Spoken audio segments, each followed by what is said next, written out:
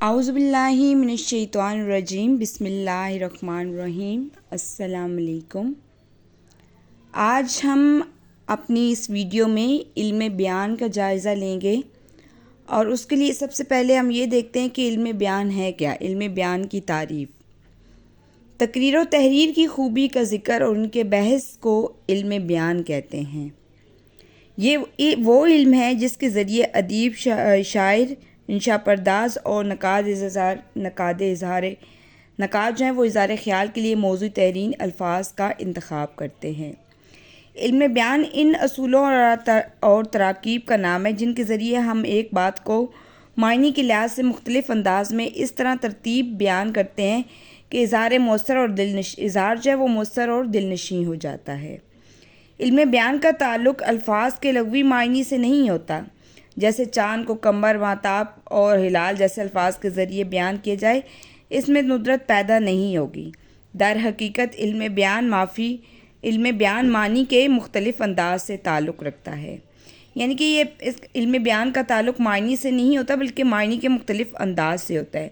اظہار میں اچھوتا پن حقیقی معنوں سے پیدا نہیں ہوتا بلکہ مجازی معنوں سے پیدا ہوتا ہے، یعنی کہ جو شعراء الفاظ استعمال کرتے ہیں وہ حقیقی کے بجائے مجازی معنوں سے زیادہ اپنے کلام میں جو ہیں وہ خوبصورتی لاتے ہیں۔ علم بیان شاعری کی جان اور کلام کا زیور ہے۔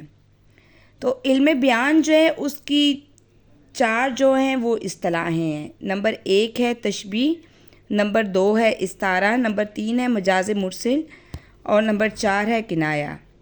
تو علم بیان کی یہ جو 4 اصطلاحیں ہیں، اس میں ہم نے سب سے پہلے جس کا ذکر کرنا ہے وہ ہے تشبیہ۔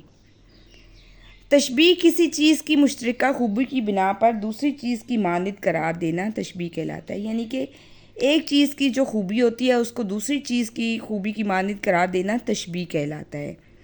تشبیہ کے معنی مثال دینے کے بھی ہیں، یعنی کہ کسی شخص کو کسی دوسری چیز سے مثال دینا، کسی ایک چیز کو کسی دوسری چیز سے مثال دینا، کسی شخص یا چیز کو اس کی خاص صفت کی بنا پر کسی ایسے شخص یا چیز کی طرح قرار دینا جس کی وہ خوبی سب مانتے ہوں۔ جیسے کسی گورے بچے کو دیکھ کر کہنا کہ یہ تو دودھ کی طرح سفید ہے، یعنی کہ کسی چیز کو کسی شخص یا کسی چیز کو اس کی خاص صفت کی بنا پر کسی ایسے شخص یا چیز سے قرار دینا جس کی وہ خوبی مانتے ہیں۔ جیسے گورے بچے کو دیکھ کر یہ کہنا کہ یہ تو دودھ کی طرح سفید ہے۔ اس طرح کہنا کہ ہمارے سپاہیوں نے شیر کی طرح حملہ کیا تو یہ تشبیہ کہلائے گی، کیونکہ یہ شیر کی بہادری سب کے ہاں مسلم ہے۔ اس کے علاوہ عبارت میں حسن پیدا کرنے کے لیے بھی تشبیہات استعمال کی جاتی ہے، جیسے ہستی اپنی احباب کی سی ہے، یہ نمائش شراب کی سی ہے، میری نیم باز آنکھوں میں ساری مستی شراب کی سی ہے۔ تو میر تقی میر نے اپنی غزل کے ان اشعار میں تشبیہات استعمال کی ہیں۔ پہلے مصرع میں انسان کی زندگی کو پانی کے بلبلے سے تشبیہ دی ہے، یعنی کہ ہستی جو ہے اپنی حباب کی سی ہے، حباب جو ہے پانی کا بلبلہ ہے۔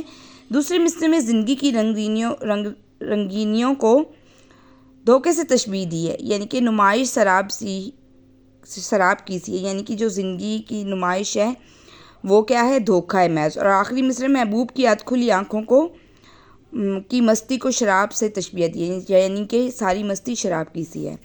اب دیکھتے ہیں جو ہم علم بیان میں اس کی پہلی اصطلاح پڑھ رہے ہیں تشبیہ۔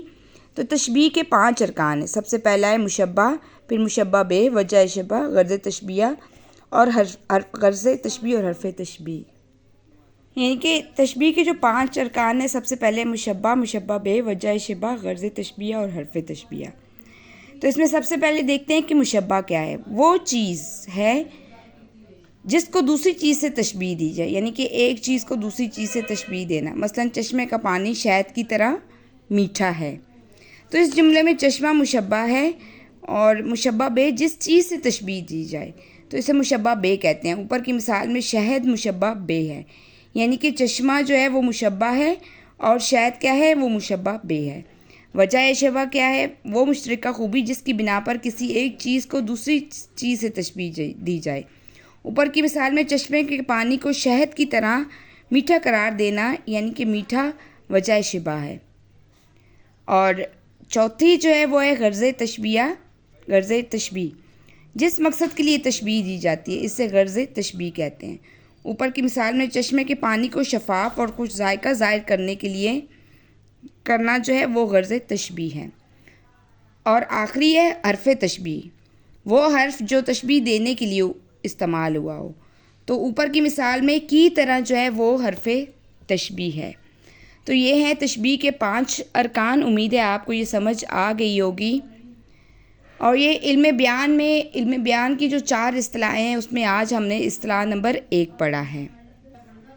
کیونکہ چند حرف تشبیہ جو ہیں وہ یہ بھی ہیں، جیسے سا، سی، سے، کی مانند جو، کی سی جیسا، کی طرح جیسی۔ ذیل کی مثال غور سے پڑھیے۔ زندگی کی حیثیت ایک بلبلے کی جیسی ہے۔ تو زندگی کیا ہے؟ مشبہ ہے، یعنی کہ وہ چیز جس کو تشبیہ دی جاتی ہے۔ اور بلبلہ کیا ہے؟ مشبہ بے، جس سے تشبیہ دی جاتی ہے، یعنی کہ جس سے تشبیہ دی گئی ہے بلبلے سے۔ اور حرف تشبیہ کیا ہے؟ حرف تشبیہ ہوتا ہے یعنی کہ وہ حرف جو تشبیہ دینے کے لیے استعمال ہو۔ تو جیسی ہے۔ اور وجہ شبہ کیا ہے؟ یعنی کہ مختصر۔ اور غرض تشبیہ زندگی کو عارضی قرار دینا ہے۔